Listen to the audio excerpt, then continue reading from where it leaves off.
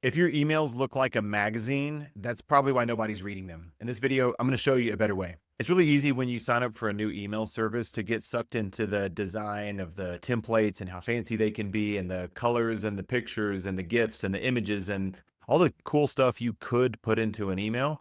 And that's not how I recommend it at all. You really don't need a bunch of logos and a fancy header and a professionally designed footer and content sections for the most part if you're trying to win with email marketing and really build a relationship with your reader and become an ongoing character in their inbox so people keep opening and clicking and reading and replying to your emails, then I don't recommend you do the fancy, polished, graphical newsletter style anyways. And let me show you two different examples so you can see what I mean. Example number one is from one of my favorite pizza places. Now, before you judge me on my taste in pizza, I've got 3 teenage kids and there's a Domino's Pizza right by my house. We go there at least once a week. It's a quick, easy, cheap solution for the kids. And so here's an email from Domino's Pizza. The subject line says, "Hurry, don't miss out on $500 worth of free pizza."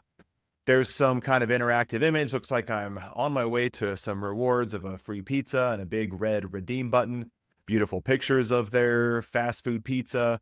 There's some kind of contest I want in, but it's pictures, graphics, videos, buttons, menus, deals, stores, addresses, and like a super long footer.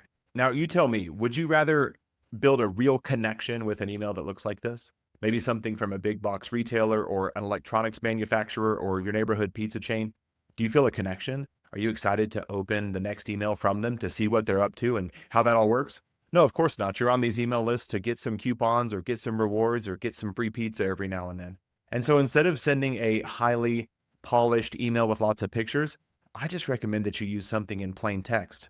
And one of my favorite sayings is that emails from your mom get 100% open rate, right? If you get an email from a friend or a connection or a college roommate or somebody you went to high school with or somebody you were in a sorority with, you're going to open that email and it's going to be a plain text email. It's going to have a pretty simple subject line, and there's not going to be a bunch of pictures and GIFs and giveaways and polls and surveys and a bunch of stuff inside of that email. So we want our emails to look as friendly as possible, as approachable as possible, because we're really trying to build an ongoing relationship with our reader. Let me give you a second example. This is an email that I sent recently. Subject line, "You can just do stuff." And inside of it, just at a quick glance, you can see that it's just plain text. I did get a little fancy and I bolded this line here, which I might do in an email to a friend too. I also add a little emoji, which I would definitely do in an email to a friend. But this email is how I write all of my emails. I've sent a daily email since January of 2022. So for years and years and years, I've sent thousands of emails, and most of them look like this because I want to build that relationship with the reader. I want to build that connection. I want to be a character in their inbox. I want them to think, I wonder what he's up to. And so I write super simple subject lines, and the emails themselves are just plain text. Sometimes I'll have a hyperlink, sometimes I don't. This one did have a hyperlink in the PS with a free training I had. It's a link to a video, but it's a really simple email. No fluff. None of the fancy stuff you'd want to put in there. This is my preferred style. A couple of reasons this works a little bit better too. When you send an email with a bunch of pictures, some email service providers, they might think it's a security risk. They might hide the images. They might mark it as spam because there's just a bunch of stuff trying to load in the inbox.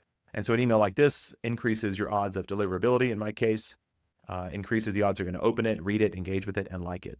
So hopefully this comes as good news to you and you just can sigh a big sigh of relief and go, oh, so I don't need to design a fancy header. I don't need to design a beautiful footer. I don't need to find the perfect font and kerning and colors and all the stuff that I thought would matter when it comes to getting into a consistent email habit.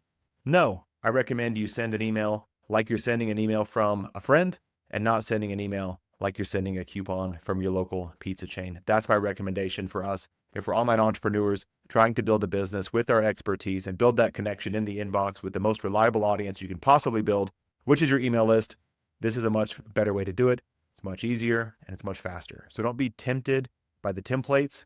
Go ahead and write a plain text email and get it sent out to your audience. Now, if you want to see the structure of my emails, where do the email ideas come from? How are the actual emails themselves structured? Why a story-based email approach can be so effective? Then click the link to watch the next video where I unpack my email strategy. And if you want more support with writing emails that work, then take a look at Email School. It's my email-focused membership to help you make more sales with email. The link's in the description below.